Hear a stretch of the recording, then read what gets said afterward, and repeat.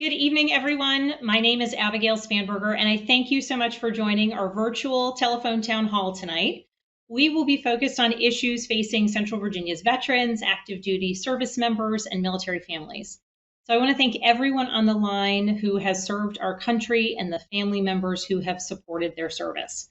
Certainly, while last Thursday was Veterans Day, I remain committed to making sure that every day and all year, Congress is fighting for the benefits, the care, and the recognition that our nation's veterans have earned through their service. So I thank you for your service, and I hope that tonight's town hall is informative.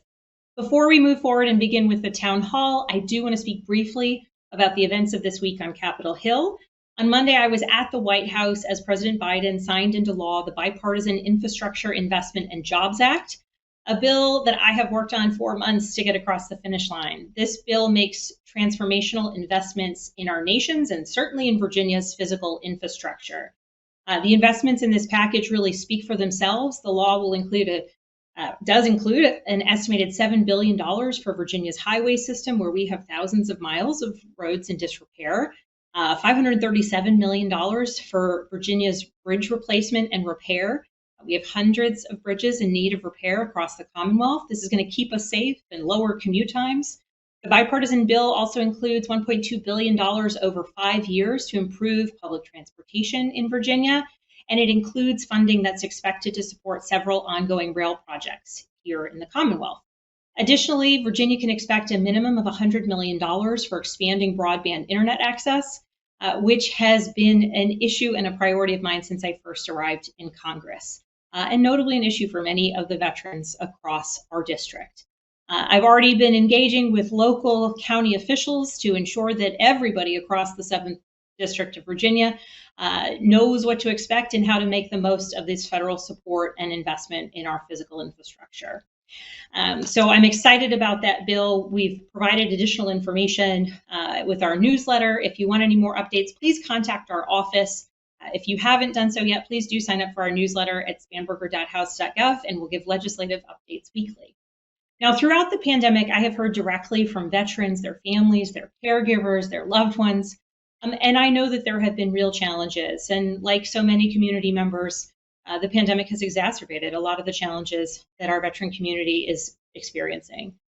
Here in Virginia, many veterans have experienced issues with accessing healthcare, including via telehealth services, and many have experienced trouble ensuring that they're receiving the benefits that they are owed. Certainly, my office can help. If you all have any questions, any challenges, I ask that you be in touch with our office so that we may assist. But here on Capitol Hill in the House of Representatives, I've also been focused on ensuring that our robust recovery in the wake of COVID is meeting the needs of veterans and ensuring that our nation's veterans are getting the attention they deserve as part of our recovery process. Earlier this year, I was proud to vote for the American Rescue Plan, which secured an additional $14.5 billion for VA healthcare services. Additionally, this law focuses on reducing the VA's extraordinary backlog of compensation and pension claims. I've heard directly from constituents about the impact that this backlog has had on their lives. For our active duty service members on the line, we've had a recent update with the passage of the National Defense Authorization Act, or the NDAA, within the House. I was proud to vote for this bill. It authorizes a 2.7% pay increase for our service members in uniform. And the House version includes legislation that I co-sponsor that requires that the military provide Reserve and National Guard service members incentive and special duty pay at the same rate as their active duty counterparts. Virginia's National Guard troops have served tirelessly during the COVID-19 pandemic to protect our communities, and I'm hopeful that we can continue to give their families some additional peace of mind. The next step in that process is the NDAA moves forward in the Senate. It is my hope, it is my expectation that they will include and maintain these fantastic and important provisions that are focused on the needs of our service members, but will provide updates as that bill does move forward. I'm hopeful that it will be within the coming week or two. Tonight for our town hall, I am joined by Ben Shaw, who serves as Central Virginia's Regional Director of the Virginia Veteran and Family Support Program at the Virginia Department of Veteran Services. I'm also joined by Dr. John Henry, who serves as the Assistant Regional Manager for the Central Virginia region at the Virginia Department of Veterans Services. Both of our guests have joined me in the past for veterans-focused town halls, and we have received so much positive feedback about the advice and the answers to some of your questions that they provided. I'm honored to have them with me again this evening, and I appreciate them spending time to ensure that the people of Virginia's 7th District have the questions they need from me as your representative, but also so that you have a full understanding of the resources that exist in our community. Before we begin, I do want to make one additional plug for our constituent services team. Our team is here to serve you. If you have a specific request or question about your case at the VA or with any other federal agency, please do not hesitate to pick up the phone and call our district office. It's 804-401-4110. You can also find our contact information online at spanberger.house.gov. I'm now going to invite Mr. Shaw or Dr. Henry to provide any opening comments, and then we'll get straight to questions. Also, as I'm on Capitol Hill, sometimes you'll hear buzzing. My apologies, but that's what happens here in these offices.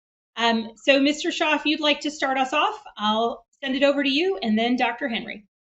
Congresswoman, good evening, and thank you again for the invitation to rejoin you. I too had a good time, and I like to help. I think we hope help some people significantly. So thank you for inviting us back, and I'm looking forward to doing it again. So thank you. I appreciate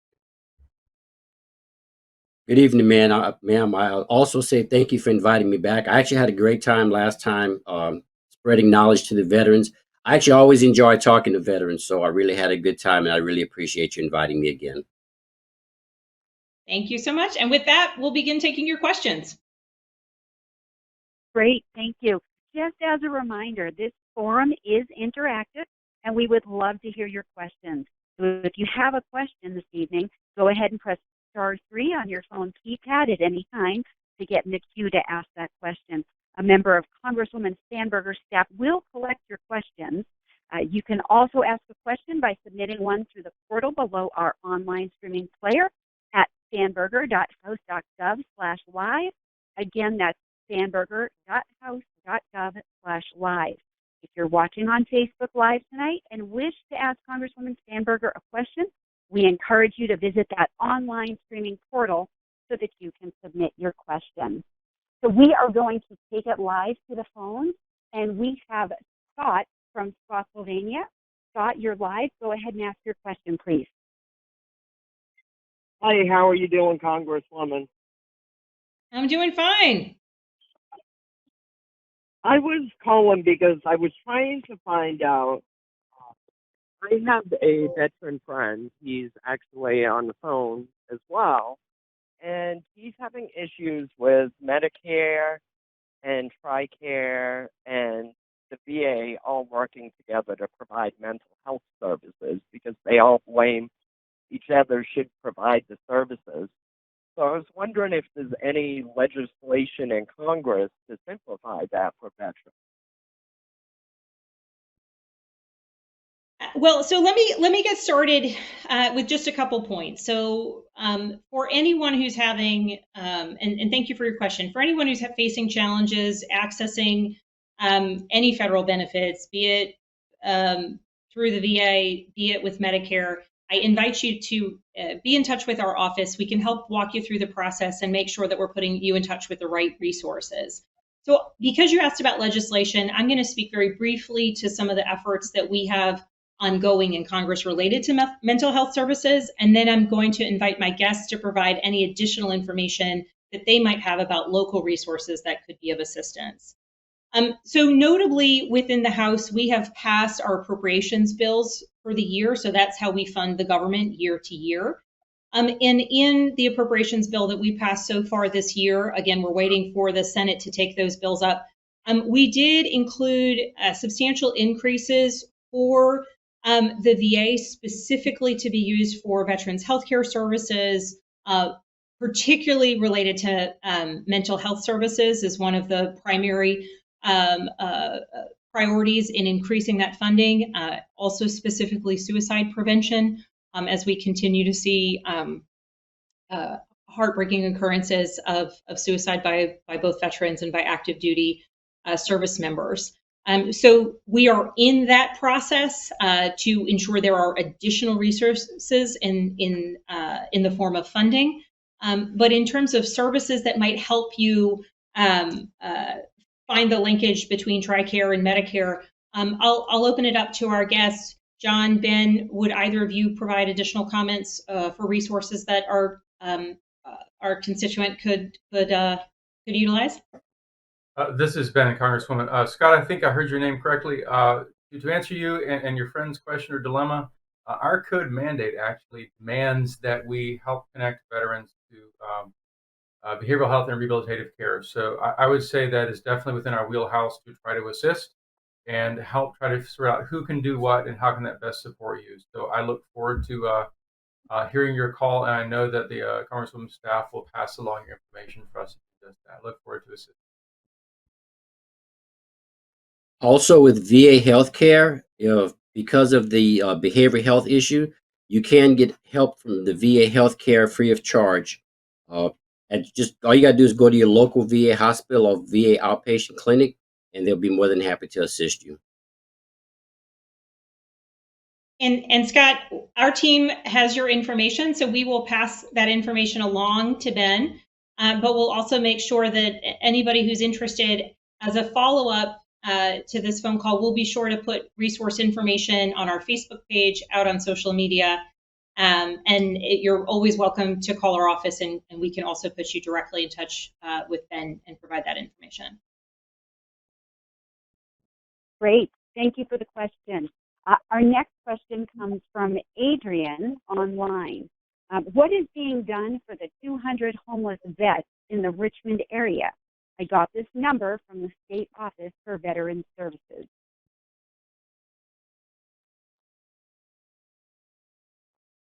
So John or Ben, specific to what's happening in the greater Richmond area, would either of you like to begin with this question?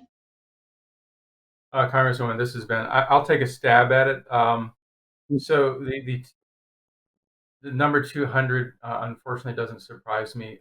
One of the goals of the current governor's administration and also past administrations is that homelessness not be eradicated or eliminated. That's unrealistic, but that it be simply brief and non-recurrent. So basically, as people are getting assisted on one side, unfortunately, there are others who are becoming homeless or experiencing homelessness for some reason or another. And to answer your question directly, there are a raft of resources and organizations that I would say communicate better now than they ever have. That includes our agency really as a go-between or intermediary, not necessarily a housing provider. And our goal is to ensure that those people, in whatever their circumstances, whether they're literally homeless or if they know it's coming in the very near future, our goal is to get them connected immediately to the system of care that can assist. And there have been times where we as a program have directly intervened and helped essentially cushion the transition from one organization or type of service to another. We do this every day. So if you have names or contact information for some of those 200, fire away. We'd be very happy to call them and begin to assist. And in terms of overall resources, Congress, we've passed legislation that provides billions of dollars in direct rental relief, utility bill relief, and our office can connect folks with those programs. These are, again, programs meant to help prevent the occurrence of homelessness. Separately, there's also another piece of legislation that I co-sponsor. It's called the Affordable Housing for Homeless Veterans Act. It's a bipartisan bill that would reauthorize and amend a program that would allow the Secretary of VA to sell or lease or rent a home that was acquired by the VA to veterans who are homeless or at risk of becoming homeless. That's a piece of legislation that's still in process, not law yet, but to give you a sense of the things that we are working on, in addition to the federal support that we have already passed and allocated out to states. Great, thank you. Our next question comes from Bill. Bill, you are live. Go ahead and ask your question, please. Good evening, Congresswoman. Good evening. First of all, I hadn't had the opportunity We haven't spoken since you and your office took care of my issue with the IRS after waiting 14 months for my return. I did get it after about 4 weeks after I contacted your office. So thank you very much for you and your staff for helping me out of that.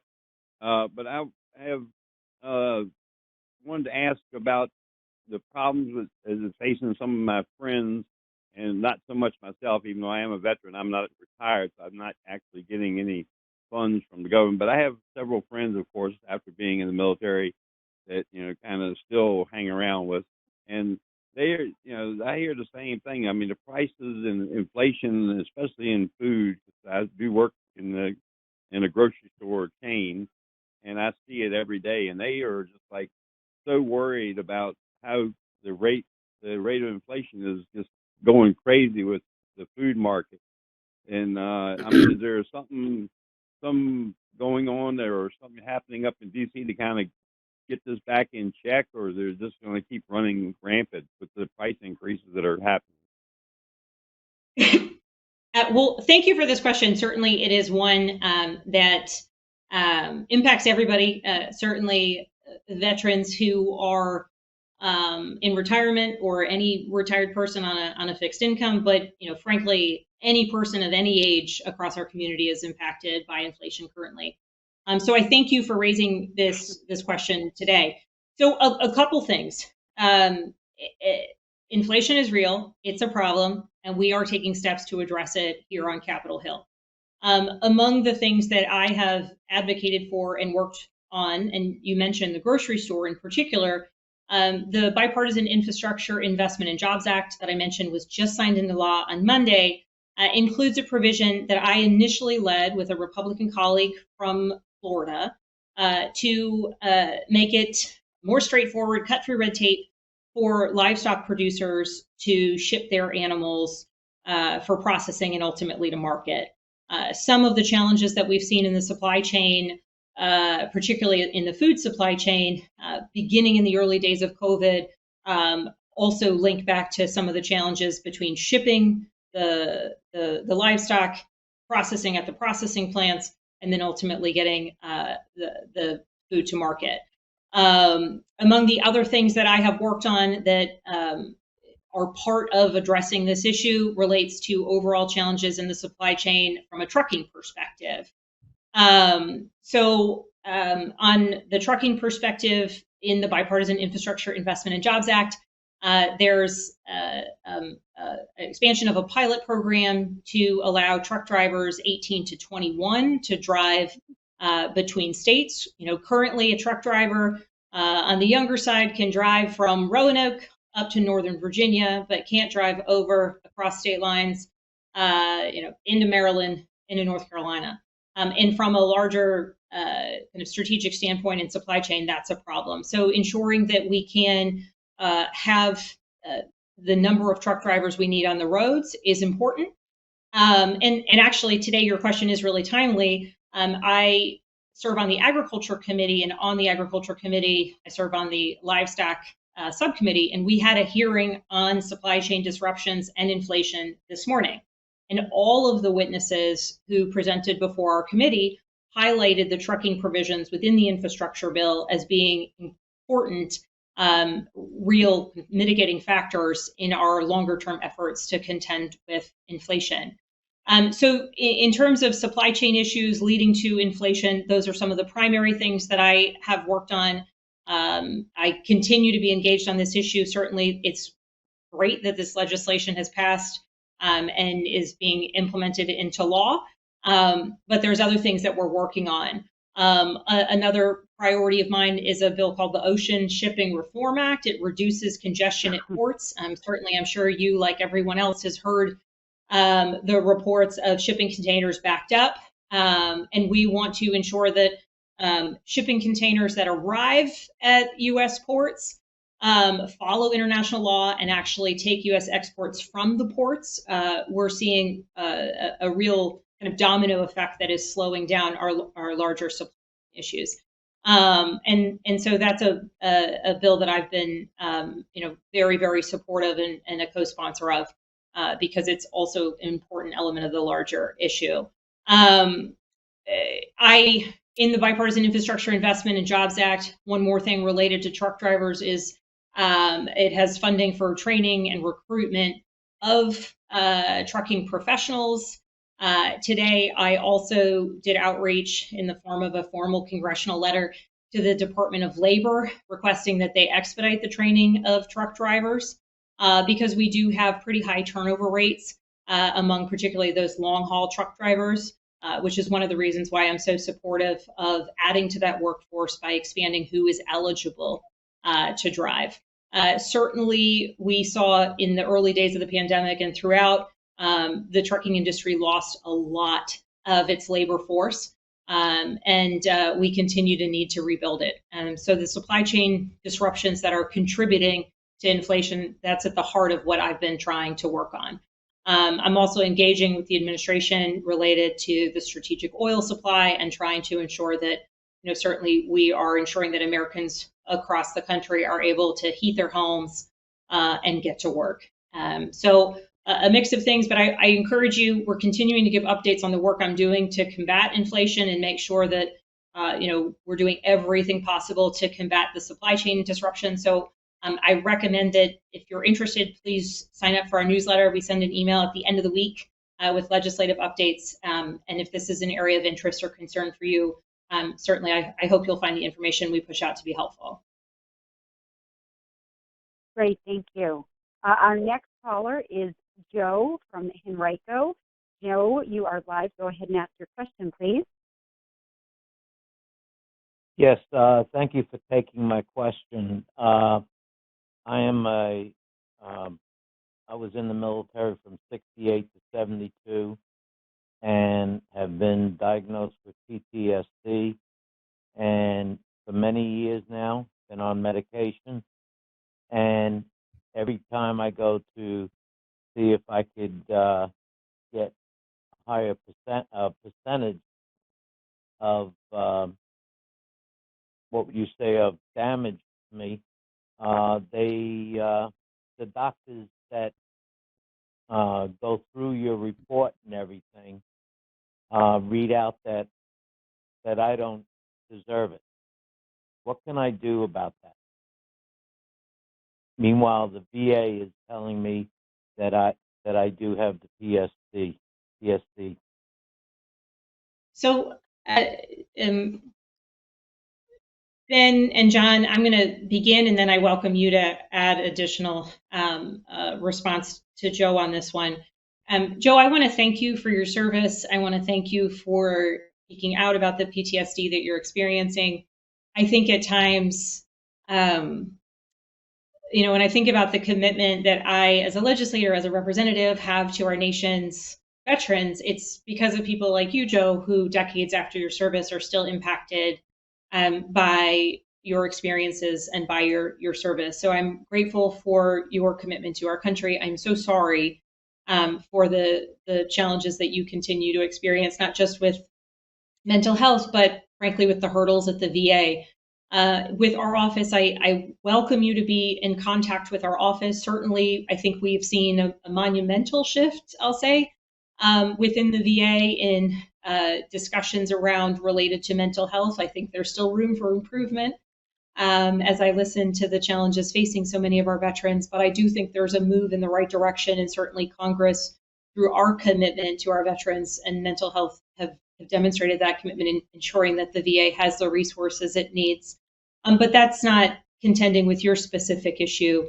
As you may choose to go through a process to challenge the percentages that you receive, I would invite you to be in touch with our office so that we can track your case and be apprised of the progress and certainly help your case as it goes through the system.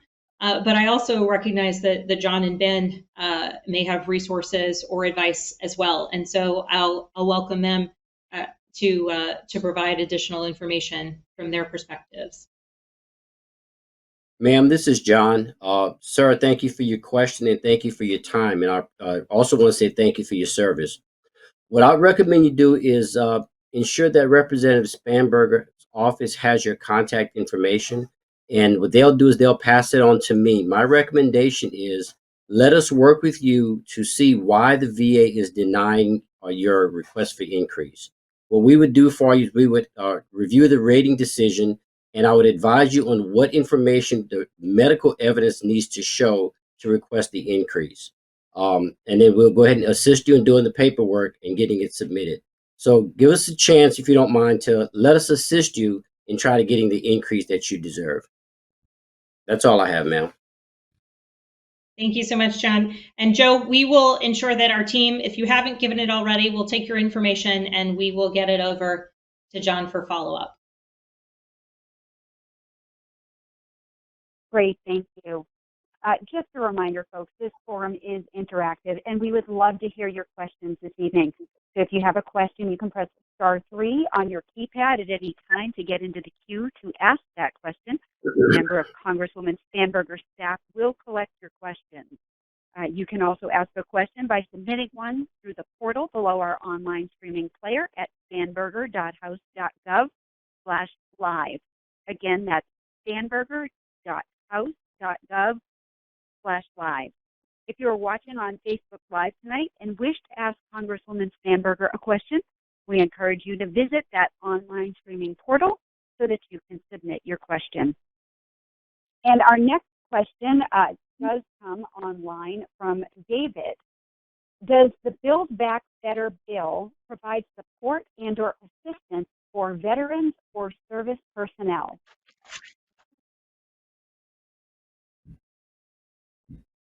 All right, I guess that one's for me, gentlemen.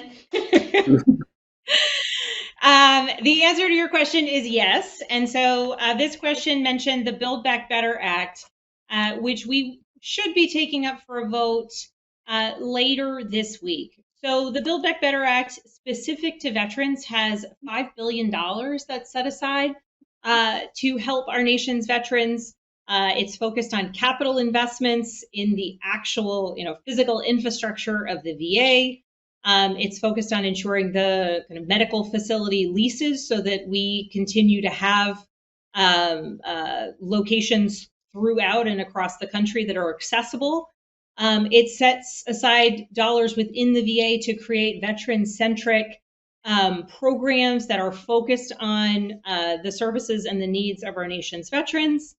It provides hundreds of millions of dollars to conduct education and training programs for health professionals, students, and residents. So those who are going to be providing healthcare services to our nation's veterans, so that they have the experience and the knowledge base to deal with some of the unique needs of our nation's veterans. We want to also ensure that we're addressing the shortages that we're seeing in our VA facilities, physicians, nurses, psychologists, and other healthcare professionals. And importantly, for those of you who are on the line, it also puts aside more than about $150 million to deal with the backlog. And so for those who have been in touch with our office, I have heard your stories about the backlog as it relates to processing of veterans' records. And certainly, I'm sure many of the veterans on the line have had experiences or challenges with the backlog. And importantly, it also includes money to the Inspector General to ensure that all the dollars going to the VA are spent the way they are intended and meant to be spent, which is to benefit our nation's veterans. So that was the Build Back Better Act that you asked about. I would also note that in the American Rescue Plan, which is also a pretty substantial piece of legislation that we passed back in the spring, there was significant funding that directly went to our nation's veterans, particularly also to contend with backlogs, also to deal with challenges, some of them specific to COVID, but many of them specific to the kind of unique circumstances of our VA system and our nation's veterans. So that bill, the process that also just I'll mention for the Build Back Better Act is it will pass in the House, go over to the Senate. We anticipate there will be some changes or adjustments, though I don't expect any changes or adjustments to occur related to the veteran-specific portion. The Senate will add its amendments, taking out or adding whatever it may take out or add, and then it will come back to the House. So we are a bit of a ways away from the final version of that bill. But to my knowledge, there is pretty broad agreement about the provisions included in the bill meant to benefit our nation's veterans. So I expect that those will be in the final version of the bill that's signed into law. Great, thank you. We're going to head back to the phones now, and we have a question from Nancy. Nancy, you are live. Go ahead and ask your question, please. Hello, Representative Spanberger, and good evening. Good evening, Nancy. I have some serious concerns about those Americans who are serving currently in the military, or all of those serving in the military currently. I lost my son 10 years ago in the Marines due to mental health issues, and the indoctrination is that one does not ask for help. And if one can give to the hospital for a broken arm, why can't one seek out mental health assistance? And I know that's the indoctrination for the Marines. I would like to think that it's not for the other branches, but I have my doubts. Nancy, I want to thank you for telling your son's story. If you're still on the line, can you tell us what his name was? Okay, well, Nancy, I appreciate this question. I thank you for telling your son's story and ensuring that others can be made aware of the challenges that so many of our nation's service members and veterans face. I think that it's a pretty fair statement that at times the culture of the military is one of, tough and service and focus on nation, which is good, but we also need to make sure that people are getting the medical services and the mental health services that they need. So from a legislative perspective, as a representative's perspective, I have worked with constituents on cases specific to the challenges that they may be facing, spouses and parents who have worked to try and get help for their active duty loved one that needed support on the job. There is a lot of work that can still be done to combat the stigma around getting mental health services. That continues to be a challenge, and not just in the military, certainly outside of the military as well. I think for those who are experiencing challenges, knowing that help is available, knowing that we are moving in the right direction in terms of funding, dedicated funding for mental health resources, also recognizing the value and importance of telehealth that can provide support to those who are struggling, and carrying out strategies and educational campaigns or trainings to really contend with the issues of mental health, in all their forms. And so in terms of resources that may exist locally for family members who are worried about the mental health of their veteran loved one or active duty service member loved one, I would invite Ben or John to provide any additional resources here locally. Nancy, foremost, I appreciate your boldness, honesty. Nothing I say is going to move the needle on where you are, and I'm very sorry for that.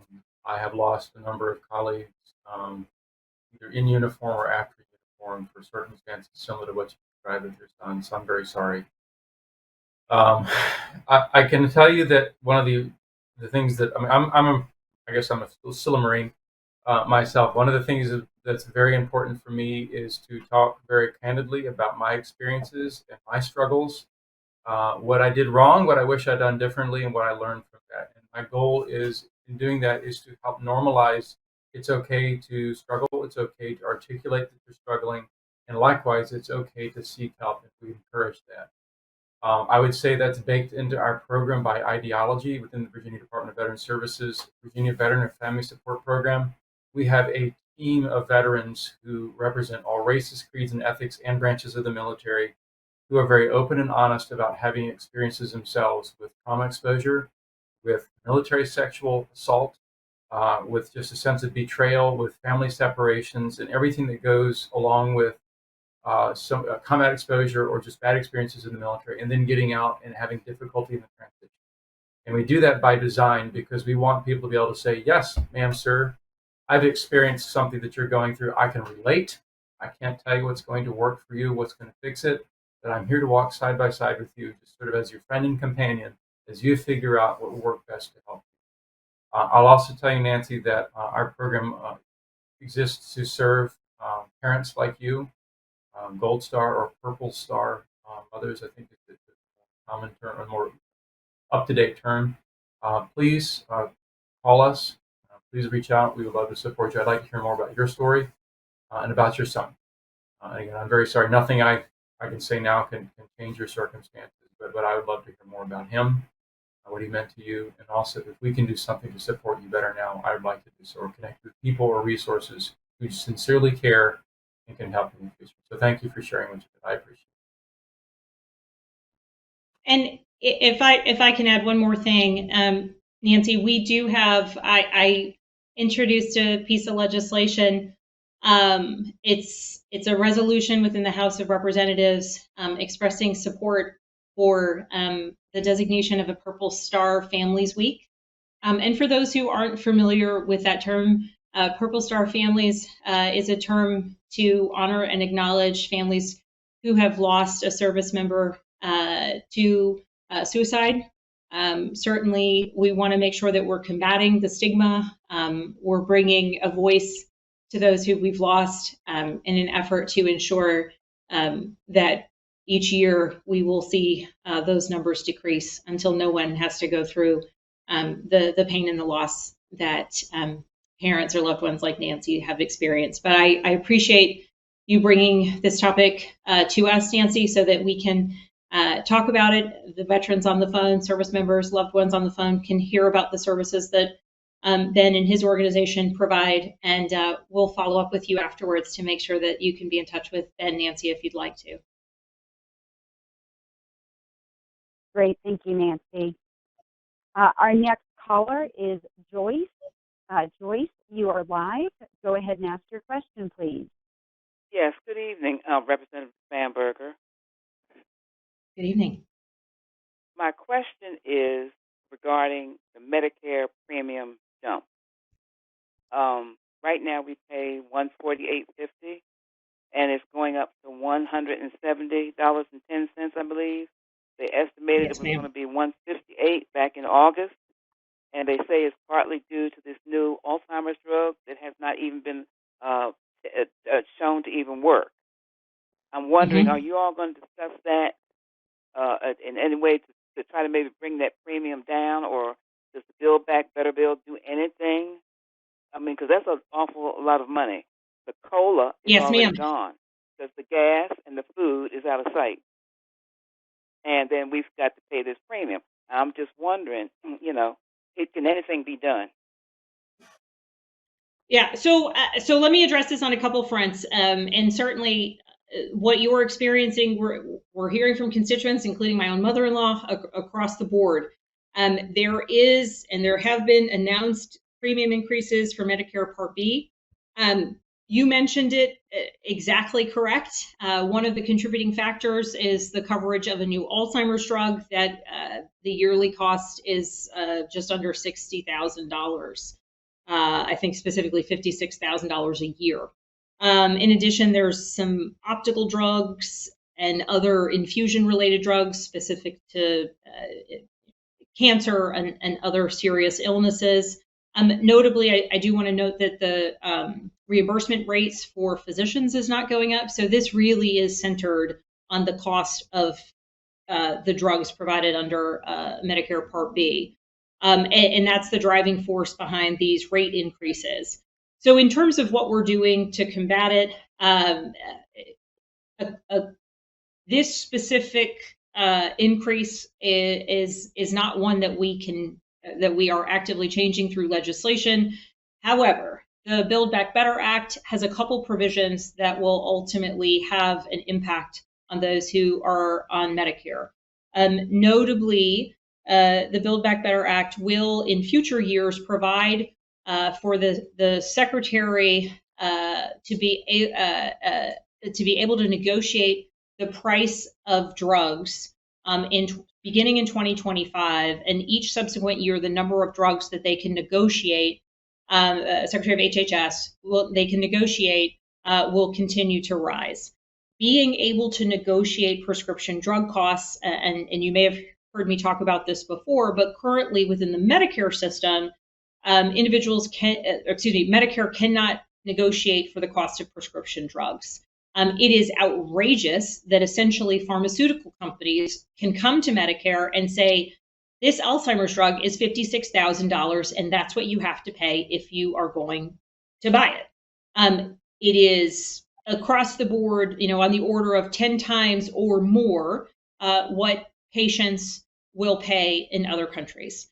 So in the Build Back Better Act, it creates a plan for Medicare to be able to negotiate drugs, again, beginning with 10 drugs per year. Of course, that'll be the most expensive, and adding additional drugs year by year. The negotiated price will ultimately lower the impact on Medicare recipients like you, but this does not, and I hear you, this does not address the immediacy of the copay raise that we are seeing right now. The other thing that the Build Back Better Act will do is it will stop drug companies from being able to hike prices after a launch. So again, this Alzheimer's drug that we're mentioning, launching at $56,000 per year, there's nothing currently under law that would prohibit a pharmaceutical company from saying it's going to be $65,000 next year, it's going to be $75,000 the following year, which would mean that those copays would go up every year.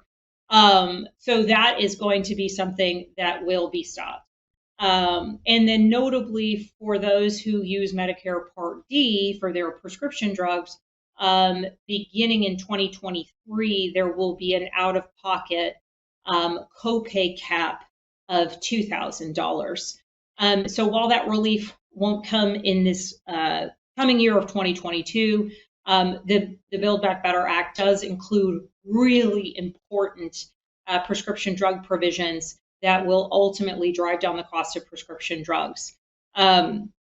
And so any additional information that you might be interested in learning about the impact of this bill, please be in touch with my office. I'm happy to go through a little bit more of the nitty-gritty of what it is we've seen. And just for your background, because of the fact that this increase in the copay for Medicare is directly related, again, physician reimbursements are not going up. It is directly related to the cost of prescription drugs. This is why from the first day I got to Congress, I have been aggressively supportive of efforts to give Medicare the ability to negotiate its prescription drugs. It's why I have been aggressively working to bring transparency to the process between the time a physician writes the prescription and you bring it home. Notably, there's the pharmacy benefit managers, which are these middlemen organizations that have all sorts of rebates and movement of money that negatively impacts consumers and patients along the way, be they on Medicare or any other private insurers. For the veterans on the line, the VA is able to negotiate the cost of prescription drugs, so it's particularly objectionable that is not that is currently not permissible by law. So I hope that provides you with a little bit more information about what to expect into the future, though notably the changes will start to be seen in 2023. Presuming this law gets signed into law within the next couple months, those changes would begin in 2023. Great, thank you. Just a reminder that we would love to hear your questions this evening. So if you do have a question, you can press *3 on your keypad at any time to get into the queue, and a member of Congresswoman Spanberger's staff will collect your question. You can also ask a question by submitting one through the portal below our online streaming player at spanberger.house.gov/live. Again, that's spanberger.house.gov/live. And if you are watching on Facebook Live tonight and wish to ask Congresswoman Spanberger a question, we encourage you to visit that online streaming portal and submit your question there. Our next question comes online from T. They say, hello. Are there any resources available to veterans as far as assisting us with repairs on our primary residence?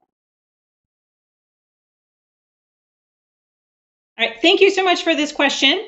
And so I'll start by saying there are some provisions depending upon if you're interested in making repairs to your home that might be upgrades in efficiency. There's tax rebates available. There are tax credits available for making some various different repairs. I am working on some legislation to ensure that those refunds are indeed, or those tax credits, excuse me, are indeed available and helpful to anyone who might be interested in making repairs to their home that's going to keep it warmer or more efficient. But specific to veterans and additional home repairs, I'm going to stop and see if locally there are particular resources that either John or Ben would point to. Congresswoman, this is Ben. Keith, to answer your question directly, very rarely. There are some provisions through VA if there are special adaptations needed based on someone's health or changes in mobility, and that would be specifically wheelchair ramps and occasionally something related to remodels. What I found is a lot of those tend to be reimbursement programs as opposed to paying upfront. There's some exceptions to that. There are also a couple of foundations nationwide that periodically will lend their weight to the effort on a case-by-case basis. But consistently, that is a difficult ask to answer. So really, I would have to know more about your situation to be able to answer it for you. I would love to chat with you later about that.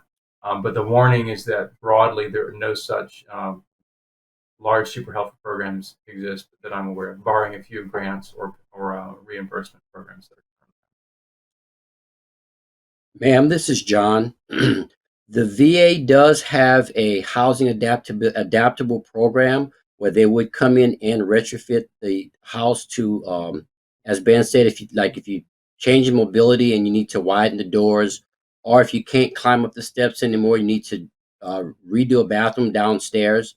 The VA does have a program that will help you, will assist in paying to do that. There's also the VA healthcare also have what they call a HISA grant that will also assist in retrofitting the house for the disabled veteran. I would love to assist you with getting that done. If you please contact our office or make sure our Representative Spanberger has your contact information. And I'll be more than happy to provide you further information on how to apply for those.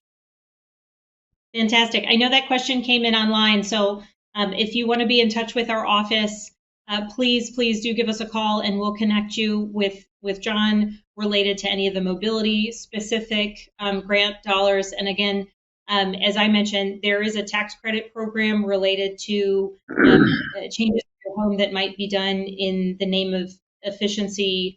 And that does include roof replacements or heating pump improvements, door or window replacements can be eligible. And in the Build Back Better Act, which we should be passing in the House and will move forward in the coming months, that does also make that, it's called the 25D tax credit. It will make that 25D tax credit refundable. And so then that's particularly important for retirees or for veterans if they may not have taxable income, making sure that that tax credit is substantial and able to really benefit them as well is an important change to the tax code there. So please do reach out to our office, and if one of those two buckets is what you're looking for, then we'll connect you with John or we'll answer your question as we can. Thanks so much. Great, thank you. Next up, our caller is Karen. Karen, you're live. Go ahead and ask your question, please. Good evening, Congresswoman Spanberger. How are you? Good evening, Karen. I'm fine. Thank you for being here. Thank you for taking my question. I know that there is an impending healthcare shortage of healthcare providers in the civilian world. I also know that there are many people who are trained medical corpsmen who leave the military and seem to have difficulty translating those skills into civilian jobs. My question is there any discussion on Capitol Hill as far as maybe having a bill or a provision to encourage states to allow a grandfather clause or a test-out clause or some way to get those medical corpsmen who have very valuable skills into our civilian hospitals? And Karen, do you have experience as a medical corpsman? Oh, I guess we lost her. No, I work. Oh. We were military at one time, and I'm just familiar with the skill set. Oh, well, fantastic. So in terms of conversations on Capitol Hill,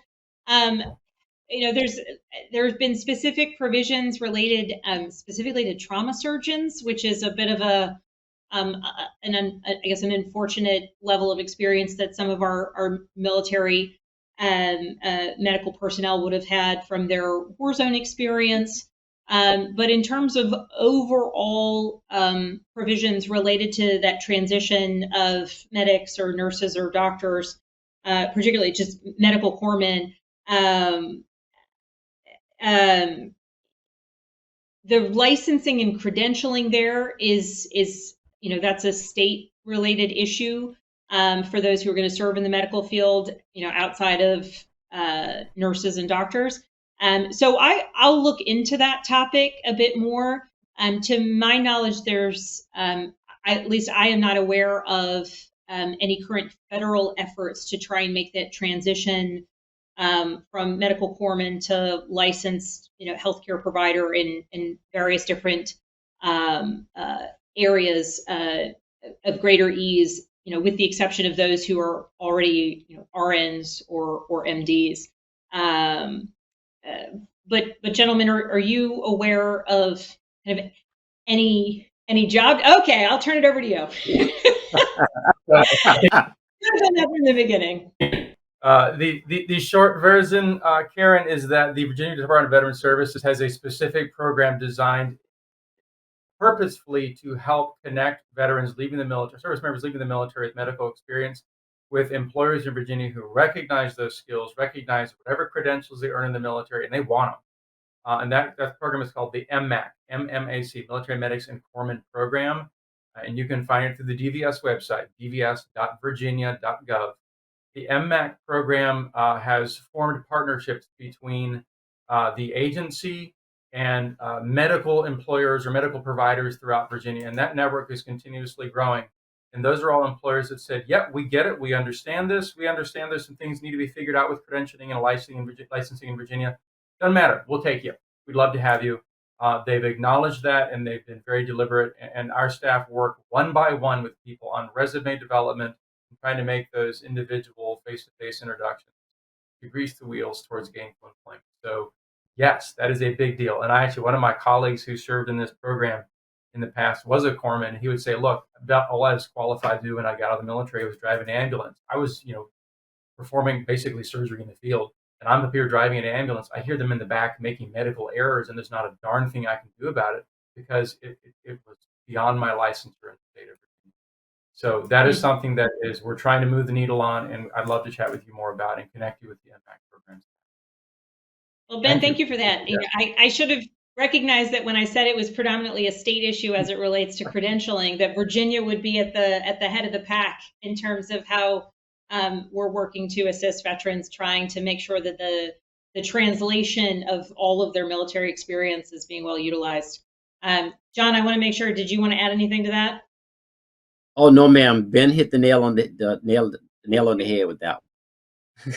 Thank you. Well, Karen, thank you for bringing that topic to the conversation. And certainly, any service member or loved one of a service member who is a medical corpsman, please come to Virginia, because we want to make sure that we can help you transition into civilian life. Great, thank you. We do have a comment that came in this evening online that we would like to highlight from Mark. He says, I am a retired Army Special Forces officer who worked with the agency in Vietnam. I retired with a 100% disability and received outstanding treatment at the Richmond, Virginia Medical Center. I greatly appreciate the VA services that I have received. Wow.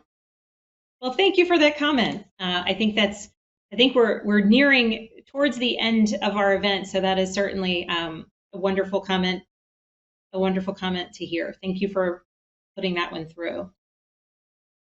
Yes, of course. And, we have reached the end of our Q&A for the evening. So Representative Spanberger, I'd like to pass it back to you for closing remarks for the evening. Absolutely. Well, I want to absolutely thank our guests for joining us today. We have had Ben Shaw, again, with the Virginia Veteran and Family Support Program as part of the Virginia Department of Veteran Services, join us. Ben, thank you for being just a wealth of knowledge and support for your fellow veterans. We also have Dr. John Henry, who's the Assistant Regional Manager with the Virginia Department of Veteran Services. Some of the questions that we've touched on and answered today, I think, are representative of the types of questions that I hear from veterans across our community. I will remind everyone on the line, our office is here to serve you, so please be in touch if you're having an issue with the VA or any other federal agency. If you've got a question about upcoming legislation, something you've heard in the news, please be in touch with our office. And for those who might share in some of the challenges that our callers have raised today, please also be in touch. If we need to put you in touch with Ben and his colleagues or John and his colleagues, they provide tremendous services to Virginia's veterans. They are a wealth of information, and I'm so grateful and appreciative that they have, again, spent time with us and able to ensure that the people of Virginia's 7th District have the information that they need. So we'll be pushing out resources and information on our newsletter and on social media. But as always, please do give my office a call with any questions. And before we sign off, finally, I want to say thank you to all the constituents who've joined us on the line. And Ben and John, I do want to invite you to make any closing last remarks that you might want to share. This has been Congresswoman. I appreciate your invitation to do this again. I really enjoy doing it. I love educating people and hopefully talking with folks in the future. Everyone listening, and this applies to both John and I, please check our website. It's www.dvs, as in Department of Veteran Services, .virginia.gov. We would be happy to assist you. There's a gigantic red button at the top that says make an appointment.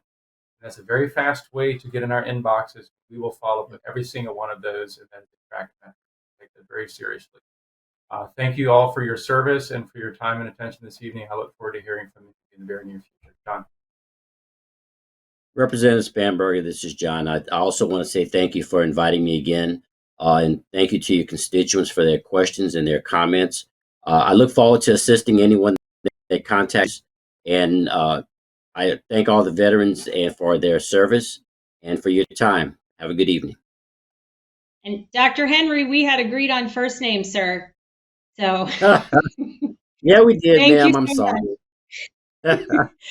Thank you so very much to all the constituents on the line. Thank you for joining. To all of our community's veterans, thank you for your service.